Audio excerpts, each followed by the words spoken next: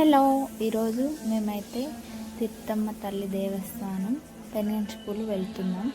ఈరోజు నైట్ ఇక్కడ ఒక నిద్ర చేసి మార్నింగ్ దర్శనం చేసుకొని ఈ విధంగా మొత్తం గుడిని సందర్శించుకొని వెళ్దామని అనుకున్నాం.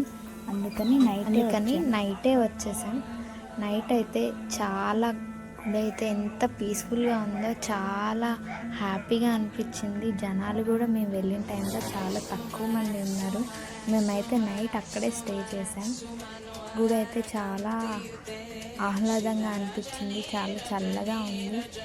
అండ్ అలాగే వర్షం కూడా వచ్చింది. మేము వెళ్ళిన టైంలో చాలా హ్యాపీగా అనిపించింది. తిరుపతమ్మ తల్లి దీవెనలు అనుకోవాలి. మేమైతే అక్కడ చాలా హ్యాపీగా ఆ రోజు నైట్ అక్కడ స్టే చేశాం. అండ్ ఈ మధ్య గుడి దగ్గర గుడిని చాలా డెవలప్ చేశారు. ఈ విధంగా ఇలాంటి సత్రంలో మేమైతే నైట్ స్టే చేసాం. వాన వచ్చింది కాబట్టి, లేదంటే బయటే పడుకునే వాళ్ళం. ఈ విధంగా మొత్తం చాలా డెవలప్ చేశారు గుడిని. మేము ఇంతకుముందు వచ్చినప్పుడు ఈ విధంగా లేదు.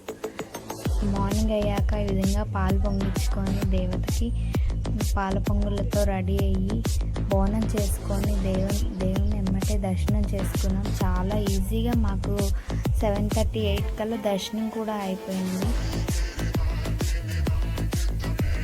ఈ విధంగా మేము దర్శనం చేసుకొని కొద్దిగా అలా బయట తిరిగాం టెంపుల్ మొత్తం. కొద్దిగా షాపింగ్ కూడా చేశాం. అలాగే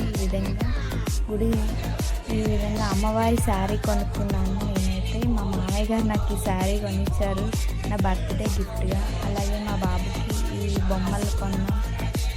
అండ్ అలాగే ఇలా బొంగులు, కొన్ని తినే లడ్డూలు, ప్రసాదం.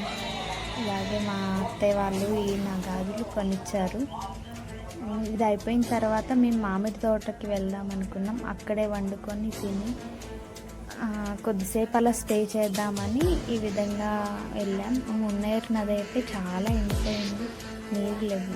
ఈ విధంగా మామిడి తోటలోకి వెళ్ళి అక్కడ వండుకొని కొద్దిసేపు స్టే చేసి తిని మంచిగా ప్రకృతిని ఆహ్లాదం చేసుకొని ఉన్నాం.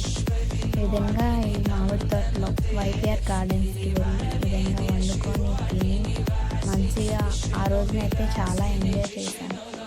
ఈ విధంగా కోతులు, ప్రకృతి చాలా బాగుంది. ఈ విధంగా స్టే చేసి మళ్ళీ ఈవినింగ్ 4:35 అలా ఇంటికి బయలుదేరి వచ్చాం. Thanks for watching.